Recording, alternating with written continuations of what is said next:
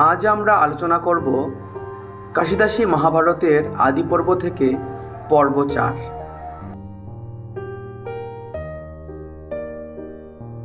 ব্যাসদেবের আজ্ঞায় তার শ্রেষ্ঠ শিষ্য বৈশম্পায়ন জন্মেজয়কে ভারত কথা শোনাতে শুরু করলেন।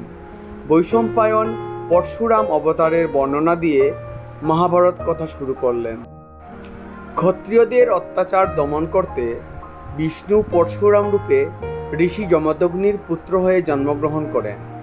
তিনি 21 বার পৃথিবীকে নিক্ষত্রিয় করলেন।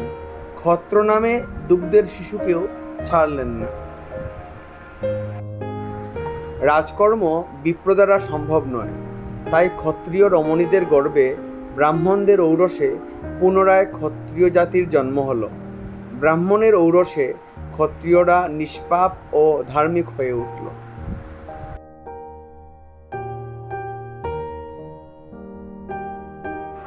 এদিকে দানবেরা পৃথিবীতে জন্মগ্রহণ করে জপ তপ ধ্যান ইত্যাদিতে বাধা সৃষ্টি করতে লাগলো। দানবের ভার সহ্য করতে না পেরে পৃথিবী ব্রহ্মার কাছে গিয়ে তার দুঃখ নিবেদন করেন। দানবের ভার থেকে পৃথিবীকে রক্ষা করতে পদ্মজনী ব্রহ্মা বিষ্ণুর শরণ নিলেন। বিষ্ণু ব্রহ্মাকে আশ্বস্ত করে বললেন, তোমার বচনে ব্রহ্মা হইব অবতার, আপনি খণ্ডিব আমি অবনীর ভার। নিজ নিজ অংশ লইয়া যত দেবগণ, সবে জন্ম লও গিয়া মনুষ্য ভবন।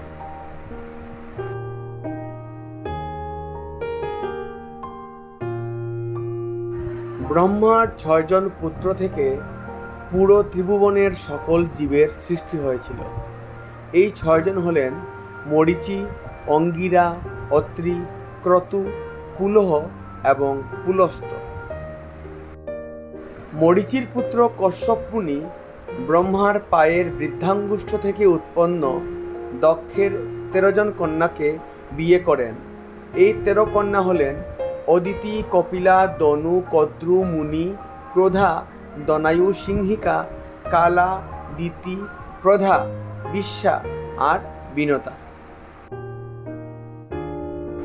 অদিতির 12 জন পুত্র হয়।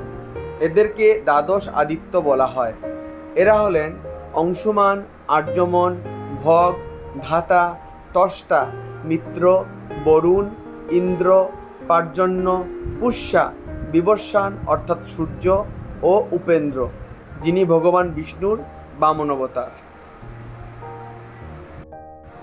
কপিলা থেকে গরু মহিষের মতো দিক্ষুর জাতীয় প্রাণীর উৎপত্তি হয়। দনুর পুত্রগণ দানব নামে পরিচিত হয়। এদের মধ্যে প্রমুখ রম্ভ ও প্ররম্ভ। রম্ভ ছিল মহিষাসুরের পিতা। কদ্রু থেকে নাগ জাতির উৎপত্তি হয়। মুনি থেকে ষোড়শ গন্ধর্ব কুমারের সৃষ্টি হয়। ক্রোধা থেকে কাশ্যপ ও কপিলের জন্ম হয়। দনায়ুর 4 পুত্র বিক্ষর, বল, বীর ও বৃত্ত। সিংহিকার 4 পুত্র। এদের মধ্যে রাহু জ্যেষ্ঠ, কালার নন্দন, ক্রোধ, বিনাশন প্রমুখ। দিতির পুত্রগণ দৈত্য নামে পরিচিত হয়। এদের মধ্যে প্রমুখ হিরণ্যকশিপু ও হিরণ্যাক্ষ। প্রধার গর্ভে অপ্সরাদের জন্ম হয়। বিশ্বার সন্তানেরা হল অনুরম্বা, আকিরা ইত্যাদি। বিনতার 6 পুত্রের মধ্যে প্রধান অরুণ ও গরুড়। ব্রহ্মার পুত্র অঙ্গিরার ঔরসে জন্ম হয় বৃহস্পতি, উতথ্য ও সম্বর্তের। অত্রির ঔরসে সকল ব্রাহ্মণদের জন্ম হয়। ক্রতুর ঔরসে ক্ষুদে বাল্যখিল্য মুনিদের জন্ম হয়। মূলত যজ্ঞক্রিয়া অনুষ্ঠান করণের জন্যই বাল্যখিল্য মুনিদের জন্ম হয়েছিল। পুলহের ঔরসে জন্ম হয় কর্দমা, কনকপীঠ, উর্বরীবত প্রমুখদের। রাক্ষসকুল এবং কিন্নরকুল উভয়ই পুলস্তেরই বংশ। মনুবংশের উৎপত্তি অদিতি থেকে, যেমন অদিতির পুত্র আদিত্য, আদিত্যের পুত্র বিবর্ষান বিবস্বানের পুত্র মনু। দৈত্য বংশ উৎপত্তি হয়েছে দিতি থেকে, দানব বংশের উৎপত্তি দনু থেকে, অসুর বংশের উৎপত্তি দনায়ু থেকে, রাক্ষস বংশের উৎপত্তি পুলস্থ থেকে। ব্রহ্মার দক্ষিণ অঙ্গুষ্ঠ থেকে জন্ম হয় দক্ষের। ব্রহ্মার বাম অঙ্গুষ্ঠ থেকে জন্ম হয় 50 জন নারীর। ব্রহ্মার দক্ষিণ হস্তে জন্ম হয় ধর্মরাজের। তিনি দক্ষের 10 জন কন্যাকে বিয়ে করেন। এই 10 জন কন্যা হলেন কীর্তি, লক্ষ্মী, ধৃতি, মেধা, পুষ্টি, শ্রদ্ধা, ক্রিয়া, বুদ্ধি, লজ্জা ও মতি। ধর্মরাজের 3 পুত্র, সম, হর্ষ ও কাম। সমের স্ত্রী শান্তি, হর্ষের স্ত্রী নন্দা, কামের স্ত্রী রতি। দক্ষের 27 জন কন্যাকে বিয়ে করেন চন্দ্র। মনুর পুত্র প্রজাপতির ঔরসে জন্ম হয় অষ্টবসুর। বসুর ঔরসে জন্ম হয় অগ্নিদেব ও বিশ্বকর্মার। তাছাড়া মৃগ, সিংহ, ব্যাঘ্র ইত্যাদির জন্ম হয় বসুর ঔরসে। এবার আমরা জেনে নেব মহাভারতের বিভিন্ন চরিত্রের পূর্বজন্মের পরিচয়। বিপ্রচিতি দানব জন্ম নেয় মগধের রাজা জরাসন্ধ হয়ে। দৈত্য হিরণ্যকশিপু জন্ম নেয় শিশুপাল হয়ে। সংলাদ দানব জন্ম নেয় শল্য হয়ে। অনুল্লাদ দানব জন্ম নেয় ধৃষ্টকেতু হয়ে। বাষ্কল রাক্ষস জন্ম নেয় ভগদত্ত হয়ে। কালনেমী রাক্ষস জন্ম নেয় কংস হয়ে। সরব দৈত্য জন্ম নেয় মহারাজ উগ্রসেন হয়ে। কাশীরাজ হয়ে জন্মগ্রহণ করে দীর্ঘজীব্য দত্ত। বৃত্তাসুর দৈত্য জন্মগ্রহণ করে মণিমান হয়ে। হরিদর্শ জন্মগ্রহণ করে রুক্মী হয়ে। বৃষেন জন্মগ্রহণ করেন কীচক হয়ে। বসু গঙ্গার পুত্র ভীষ্ম হয়ে জন্মেছিলেন বশিষ্ঠের অভিশাপে। ধৃতরাষ্ট্র পূর্বে ছিলেন সুবাহু গন্ধর্ব। গান্ধারী ছিলেন মতি, কুন্তী ছিলেন ধৃতি এবং মাদ্রী ছিলেন সিদ্ধি। কলি এসে জন্মগ্রহণ করে দুর্যোধন হয়ে। পৃথিবীতে মানবজাতির জন্ম বৈবস্বত মনু থেকে। হিরণ্যকশিপুর পুত্র ছিলেন প্রহ্লাদ। প্রহ্লাদের পুত্র বিরোচন, কুম্ভ আর নিকুম্ভ। বিরোচনের পুত্র বলি রাজা, বলির পুত্র বান রাজা। ধৃতরাষ্ট্রের 100 পুত্রের মধ্যে জ্যেষ্ঠ পুত্র দুর্যোধন, দ্বিতীয় পুত্র যুযুৎসু, তৃতীয় পুত্র দুঃশাসন, একমাত্র কনিষ্ঠা কন্যা দুঃশলা। দুঃশলাকে বিয়ে করেন জয়দ্রথ। যুযুৎসু ছিলেন সুধার্মিক। তার মাতা ছিলেন বৈশ্যা ও পিতা ধৃতরাষ্ট্র। অন্যান্য পুত্র ও কন্যার মাতা ছিলেন গান্ধারী। এবার আমরা জেনে নেব মহাভারতের কোন কোন চরিত্র কোন কোন দেবের অংশে জন্মগ্রহণ করেছেন। বৃহস্পতি অংশে জন্মগ্রহণ করেছেন দ্রোণ, রুদ্র অংশে কৃপাচার্য, বসু অংশে সাত্যকী ও দ্রুপদ রাজা, গন্ধর্ব অংশে কৃতবর্মা ও বিরাট রাজা, ধর্ম অংশে বিদুর ও যুধিষ্ঠির, বায়ু অংশে ভীম, ইন্দ্র অংশে অর্জুন, অশ্বিনী কুমার অংশে নকুল ও সহদেব, চন্দ্র অংশে অভিমন্যু এবং কাম অংশে প্রদ্যুম্ন।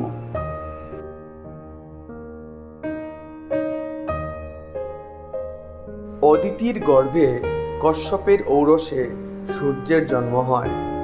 সূর্যের তনয় ছিলেন বৈবস্বত। বৈবস্বতের কন্যা ইলাকে বিয়ে করেন চন্দ্রের পুত্র বুধ। বুধের স্ত্রী ইলার গর্ভে জন্ম হয় পুরুরবার। পুরুরবা ও উর্বশীর মিলনে জন্ম হয় আয়ুর। আয়ুর পুত্র নহুষ নিজের গুণে একবার স্বর্গের ইন্দ্র হয়েছিলেন, কিন্তু নিজের অহংকারের ফলে আবার স্বর্গচ্যুত হন। পরে অগস্ত্যের অভিশাপে তিনি সর্পযোনি লাভ করেন। নহুষের পর তার পুত্র যযাতি রাজা হন।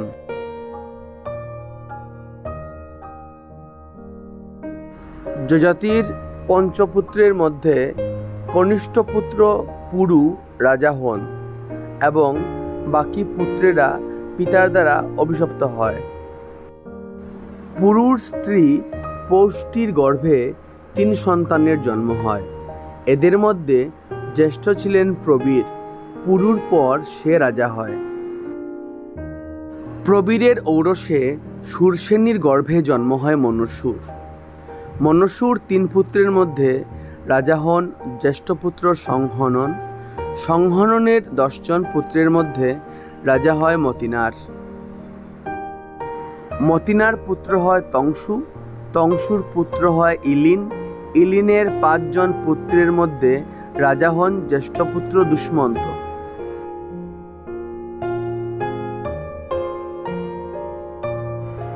দুষ্মন্তের পুত্র ছিলেন ভরত।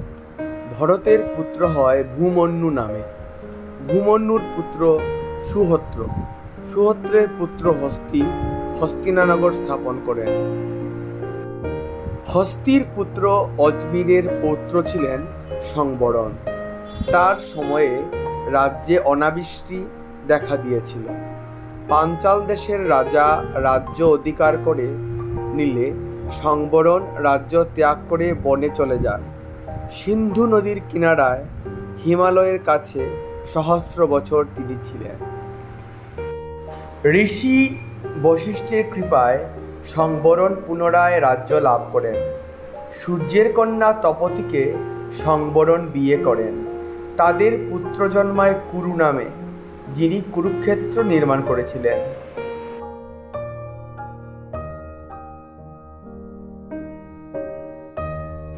কুরুর 5 পুত্রের মধ্যে শ্রেষ্ঠ ছিলেন জন্মেজয়। জন্মেজয়ের পুত্র হন ধৃতরাষ্ট্র। ধৃতরাষ্ট্রের পুত্র প্রতীপ। প্রতীপের 3 পুত্র হলেন দেবাপী, শান্তনু আর বাল্লিক। জ্যেষ্ঠ পুত্র দেবাপীর সন্ন্যাস ধর্ম নিয়ে শৈশবকালে অরণ্যে প্রবেশ করলেন। দ্বিতীয় পুত্র শান্তনু নরপতি হলেন। গঙ্গাগর্ভে তার পুত্র ভীষ্ম জন্মালেন। বিবাহ না করে ভীষ্ম সত্যবতীকে এনে পিতার পুনর্বিবাহ দিলেন। সত্যবতীর গর্ভে শান্তনুর 2টি পুত্র জন্মায়, চিত্রাঙ্গদ এবং বিচিত্রবীর্য। জ্যেষ্ঠ চিত্রাঙ্গদকে গন্ধর্ব মেরে ফেললে বিচিত্রবীর্য রাজা হন, কিন্তু বংশ না হতেই তার মৃত্যু হয়। ব্যাসদেব এসে কুরুবংশ রক্ষা করলেন। তাতে ধৃতরাষ্ট্র, পাণ্ডু আর বিদুর নামে 3 পুত্রের জন্ম হল। ধৃতরাষ্ট্রের 100 পুত্র হল। দেবতার বরে পাণ্ডুর পঞ্চপুত্র হল যুধিষ্ঠির, ভীম, ধনঞ্জয়, নকুল ও সহদেব।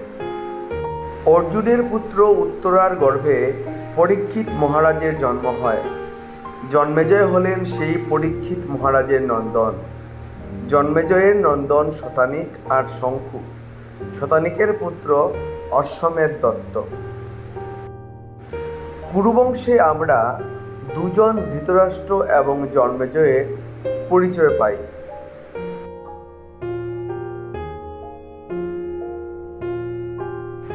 দুষ্মন্ত নামে এক রাজা ছিলেন। মৃগয়া করতে করতে তিনি একদিন হিরণ্য নামক বনেতে গেলেন। সেই বনের কাছে মালিনী নদীর তটে মহর্ষি কর্ণের আশ্রম ছিল। মুনি সম্ভাষণ করতে দুষ্মন্ত কর্ণমুনির আশ্রমে গেলেন। সে সময় কর্ণ আশ্রমে ছিলেন না। কর্ণের কন্যা শকুন্তলা রাজাকে যথাসাধ্য অভ্যর্থনা করলেন। শকুন্তলার রূপে মুগ্ধ হয়ে দুষ্মন্ত বিস্মিত হয়ে শকুন্তলাকে প্রশ্ন করলেন, পরম তপস্বী মুনি, ফল মূলাহারী, দ্বার ত্যাগী, জিতেন্দ্রিয়, মহাব্রহ্মচারী, তাহার তনয়া তুমি হইলা কি মতে? কহ সত্য সুবোধনী আমার সাক্ষাৎ। শকুন্তলা তখন তার জন্মবৃত্তান্ত দুষ্মন্তকে জানালেন। হেমন্ত পর্বতে বিশ্বামিত্র মুনিকে কঠোর তপ করতে দেখে ইন্দ্র এই ভেবে ভয় পেলেন যে মুনি তপে ব্রহ্মাকে সন্তুষ্ট করে তার ইন্দ্রত্ব কেড়ে নেবেন। তখন তিনি বিশ্বামিত্রের তপস্যা ভঙ্গ করতে মেনকা অপ্সরীকে তার কাছে পাঠালেন। মেনকাকে দেখে বিশ্বামিত্রের কামচেতনা জাগ্রত হলো। বিশ্বামিত্র মেনকার সাথে মিলিত হলেন, মেনকা অন্তঃসত্ত্বা হলেন। একদিন মুনির ক্রোধ দেখে ভয় পেয়ে মেনকা পালিয়ে চলে গেল। পথে কণ্যমুনির আশ্রমে সন্তান প্রসব করে মেনকা স্বর্গে ফিরে গেল। কণ্য কন্যাটিকে পেয়ে পিতৃস্নেহে লালন পালন করতে লাগলেন। জন্মকালে শকুন দ্বারা বেষ্টিত থাকায় মুনি তার পালিত কন্যার নাম রাখেন শকুন্তলা। দুষ্মন্তের ঔরসে শকুন্তলার গর্ভে জন্ম হয় রাজা ভরতের।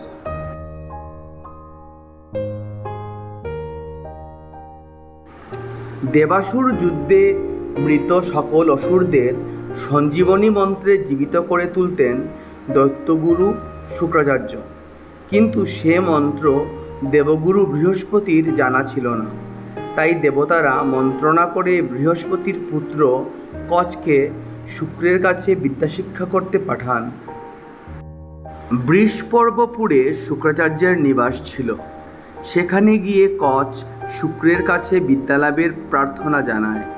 শুক্রাচার্য তাকে শিষ্যত্বে বরণ করেন।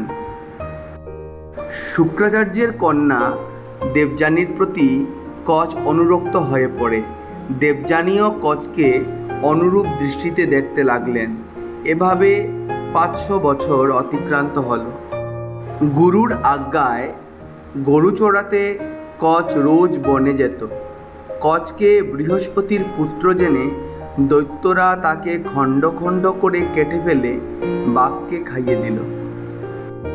সন্ধ্যায় কচকে ফিরতে না দেখে দেবযানী পিতাকে জানালে শুক্র মন্ত্র বলে ডাক দিয়ে কচকে জীবিত করে দেন। কিছুদিন পর দেবযানী দেবতা পূজা করতে পুষ্প আনতে কচকে বনে পাঠান। দৈত্যরা এবার কচকে পেয়ে খড়গ দিয়ে কেটে ঘিয়ে বেজে সুরাসহ গুরু শুক্রাচার্যকে খাইয়ে দিল। কচ ফিরে না আসায় দেবযানী পিতার কাছে গিয়ে কচকে ফিরিয়ে আনার অনুরোধ করেন। তখন শুক্র ধ্যান করে জানতে পারেন যে কচ তার পেটে আছে। তখন শুক্রাচার্য কচকে সঞ্জীবনী শিক্ষা দিয়ে বললেন তার পেট চিরে বেরিয়ে আসতে এবং বেরিয়ে এসে তাকে অর্থাৎ শুক্রকে জীবিত করে তুলতে। কচ জীবিত হয়ে শুক্রকে মন্ত্র বলে জীবিত করে তুলল। তখন শুক্র অভিশাপ দিলেন, ব্রাহ্মণ হইয়া যেই করে সুরাপান, থাকুক পানের কাজ লয়ে যদি গ্রাণ, অধার্মিক ব্রহ্মগাতি বলিয়া সে জনে, ব্রহ্মাতেজ নষ্ট হবে তার সেই ক্ষণে। বিদ্যাশিক্ষা সমাপ্ত করে গুরুকে প্রণাম জানিয়ে কচ দেবযানীর কাছে বিদায় চাইতে গেল। তখন দেবযানী কচকে স্বামিত্বে বরণের ইচ্ছা প্রকাশ করলে কচ বলেন, গুরুর তনয়া তুমি আমার ভগিনী, এমন কুৎসিত কথা কেন বলো দেবযানী? যেই শুক্র হইতে তোমার জন্ম হয় সেই শুক্র হইতে আমার জ্ঞানোদয়। সহদরা তুমি হও সহজে আমার, কি মতে এমন বলো বাক্য কদাচার। তখন দেবযানী কচকে অভিশাপ দেন, নারী হইয়া বারে বারে করিনু বিনয়, না রাখো আমার বাক্য তুমি দুরাশয়। যত বিদ্যা তোরে পড়াইল মোর বাপে, সকল নিষ্ফল তোর হবে মোর সাপে। কচ এর বিপরীতে দেবযানীকে অভিশাপ দিয়ে বসেন, ব্রাহ্মণের শ্রেষ্ঠ শুক্র তুমি কন্যা তার, মোর সাপে ক্ষত্রভর্তা হইবে তোমার। মোরে সাপ দিলা তুমি না যাবে খণ্ডন, বিফল হইবে যে করিলাম পঠন। আমি যত পড়াইব আর শিষ্যগণে, সে সবারে ফলদায়ী হইবে অধ্যাপনে। বৃষপর্বপুরের রাজা বৃষপর্বের শর্মিষ্ঠা নামে এক কন্যা ছিল। সে একদিন সখীদের নিয়ে চৈত্ররথ সরোবরে স্নান করতে গেল। শুক্রকন্যা দেবযানীও স্নানে গেলেন। স্নানের পর শর্মিষ্ঠা ভুলবশত দেবযানীর বস্ত্র পরে নেয়। তখন দেবযানী অত্যন্ত ক্রুদ্ধ হয়ে শর্মিষ্ঠাকে অনেক অপমান করেন। তাতে ক্ষুব্ধ হয়ে শর্মিষ্ঠা দেবযানীকে একটি কূপে ফেলে বাড়ি ফিরে যায়। সে সময় মৃগয়া করতে এসে তৃষ্ণায় কাতর হয়ে জল অন্বেষণে নহুষের পুত্র যযাতি সেখানে এসে কূপের মধ্যে দেবযানীকে দেখতে পান। তিনি কূপ থেকে দেবযানীকে উদ্ধার করে রাজ্যে ফিরে যান। সহচরী ঘূর্ণিকাকে পাঠিয়ে তখন দেবযানী পিতার কাছে তার দুর্দশার কথা জানান। শুক্র তাতে ক্রুদ্ধ হয়ে বৃষপর্বকে গিয়ে বলেন, অন্যত্র যাইব তেজি তোমারে দেশ, পাপী দুরাচার যেই হিংসা করে লোকে, পুণ্যবান জন তার নিকটে না থাকে। রাজা শুক্রাচার্যকে অনুরোধ করে বলেন যে, অধম পাপিষ্ঠ আমি, বড় দুরাচার, আপনার গুণে প্রভু কর প্রতিকার। দৈত্যরাজ দেবযানীর কাছে প্রার্থনা করেন, হইল কুকর্ম মোর ক্ষম অপরাধ, সদয় হইয়া মোরে দেহত প্রসাদ। দেবযানী বলেন, শর্মিষ্ঠা তোমার কন্যা বড়ই দুর্ভাষী, সহচরী সহমোর পরিদেহ দাসী। পিতার আদেশ পেয়ে শর্মিষ্ঠা দাসী হয়ে দেবযানীর দাসিত্ব বরণ করে বলেন, জ্ঞাতির কুশল আর পিতার বচন, দুই ধর্ম রাখিতে করিনু দাসীপন, ইহাতে আমার লজ্জা তিলেক নহিবে, তথাচ রাজার কন্যা সবাই বলিবে। এর কিছুদিন পর দেবযানী শর্মিষ্ঠা ও অন্যান্য দাসীদের নিয়ে চৈত্ররথ বনে ঘুরতে যায়। সেখানে মৃগয়া করতে এসে যযাতি পুনরায় দেবযানীকে দেখতে পান। তখন দেবযানী যযাতিকে বলল, পূর্বে কূপ হইতে তুমি তুলিলা আমারে, পুরুষ হইয়া তুমি ধরিয়াছ করে, এক্ষণে আমার হস্ত ধরিলহ তুমি, স্বেচ্ছায় তোমারে রাজা বলিলাম আমি। যযাতি বলেন, শুক্র যদি দেন অনুমতি, তবে বিবাহ করিবারে পারি গুণবতী। শুক্র বলেন, আছে দোষ বলে দেববাণী, ব্রাহ্মণ তনয়া 3 বর্ণের জননী, বিবাহ করো আজ্ঞায় আমার, মম তপ বলে দোষ খণ্ডিবে তোমার। শুক্রাচার্য যযাতিকে সাবধান করে দেন, এই বাক্য আমার শুনহ নৃপমণি, শর্মিষ্ঠা দেখহ এই দত্তের নন্দিনী, মম কন্যা দেবযানীর সেবিকা হে হয়, কদাচনা কর প্রভু অবহিত প্রণয়। দেবযানীকে বিয়ে করে যযাতি শর্মিষ্ঠাকে থাকার জন্য অশোক বনে সুব্যবস্থা করে দিলেন। দেবযানীর গর্ভে যযাতির প্রথম সন্তান যদুর জন্ম হয়। কিছুদিন পর শর্মিষ্ঠা ঋতুকালে যযাতির কাছে প্রার্থনা করেন, কামভাবে তোমারে না করি নিবেদন, ঋতুরক্ষা কর মোর ধর্মের কারণ। শর্মিষ্ঠা আরও বলে, বিবাহের কালে সর্বদন অপহরে, কৌতুকেতে আর নারীর সহিত বিহারে, প্রাণের সংশয়ে যদি মিথ্যা কেহ কহে, এই পঞ্চস্থানে মিথ্যা পাপ হেতু নহে। রাজা নহে অধর্ম আচার, ভার্যা পুত্র দাসেতে স্বামীর অধিকার। ঈশ্বরী ঈশ্বর তুমি আমার ঈশ্বর, তে কারণে তোমাতে মাগিনু পুত্র বর। রাজা শর্মিষ্ঠার ঋতুরক্ষা করলেন, কথাটা সবার কাছে গোপন রাখলেন। শর্মিষ্ঠা পুত্র সন্তান প্রসব করল, তার নাম রাখা হলো দ্রুহ্য। শর্মিষ্ঠা দেবযানীর জিজ্ঞাসায় তাকে জানালো যে এক তেজস্বী ঋষি এসে তার ঋতুরক্ষা করেছেন। দেবযানী আরেকটি সন্তানের জন্ম দিল, তার নাম দুর্বসু। শর্মিষ্ঠার আরও 2টি পুত্র হল অনু ও পুরু নামে। শর্মিষ্ঠার পুত্ররা পিতার নাম জানত। যে দেবযানী তাদের পিতার পরিচয় জিজ্ঞেস করায় তারা যযাতিকে দেখিয়ে দেয়। তখন ক্রোধে দেবযানী যযাতিকে ত্যাগ করে শুক্রের কাছে চলে যান। সব শুনে শুক্রাচার্য যযাতিকে অভিশাপ দিলেন, গুরুবাক্য নাহি মানো করি অহংকার, এই পাপে অঙ্গে জড়া হইবে তোমার। যযাতির করুণ অবস্থা দেখে শুক্র পুনরায় বলেন, মম বাক্য না যায় খণ্ডন, ভোগ করিবারে রাজা আছে যদি মন, আপনার জড়াবস্থা দিয়া অন্যজনে, সাংসারিক সুখভোগ করহ আপনে। যযাতি বলেন, আছে মোর পঞ্চ যে কুমার, যেই জড়া লোভে তারে দিব রাজ্যভার। শুক্র আশীর্বাদ করে বলেন, জড়াবার লোভে যেই জন, দীর্ঘ আয়ু হবে সেই রাজ্যের ভাজন, বংশবৃদ্ধি হবে আর রাজ্যে হবে রাজা, পরম পণ্ডিত হবে বলে মহাতেজা। শুক্রের আজ্ঞায় জরাগ্রস্ত যযাতির সঙ্গে দেবযানী রাজ্যে ফিরে আসেন। যযাতি একে একে সকল পুত্রদের তার জরা গ্রহণ করতে বলেন, কিন্তু কনিষ্ঠ পুত্র ছাড়া, অর্থাৎ কনিষ্ঠ পুত্র পুরু ছাড়া কেউই রাজি হয়নি। যযাতি জ্যেষ্ঠ পুত্র যদুকে অভিশাপ দেন, তোর বংশে রাজা নাহি হবে কোনো কালে, জ্যেষ্ঠ হইয়া তুমি মোর কুপুত্র হইলে। দ্বিতীয় পুত্র তুর্বসুকে অভিশাপ দেন, পুত্র হইয়া পিতৃবাক্যে করো অনাদর, এই পাপে স্নেচ্ছ দেশে হবে দণ্ডধর। তব বংশে যতেক হইবে পুত্রগণ, মূর্খ হইয়া করিবেক অভক্ষ বক্ষণ।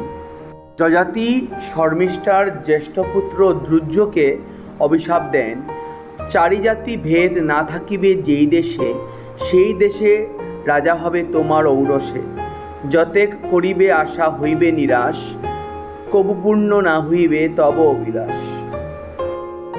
শর্মিষ্ঠার দ্বিতীয় পুত্র অনুকে অভিশাপ দেন, যতেক জরার দোষ কহিলা আপনে, সেই সব দুঃখ তুমি ভুঞ্জ অনুক্ষণে, তোমার ঔরসে পুত্র যতেক হইবে, যৌবন কালেতে তারা সবাই মরিবে।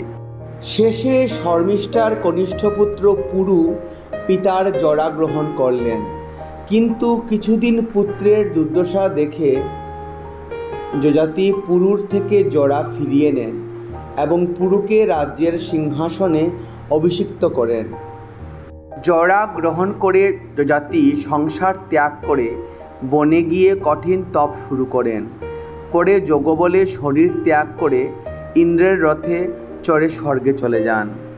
যযাতি ব্রহ্মলোকে 10 লক্ষ বর্ষ বাস করে ইন্দ্রলোকে আসেন। তখন ইন্দ্র কপট করে যযাতির কাছে তার পুণ্যের কথা জিজ্ঞেস করেন।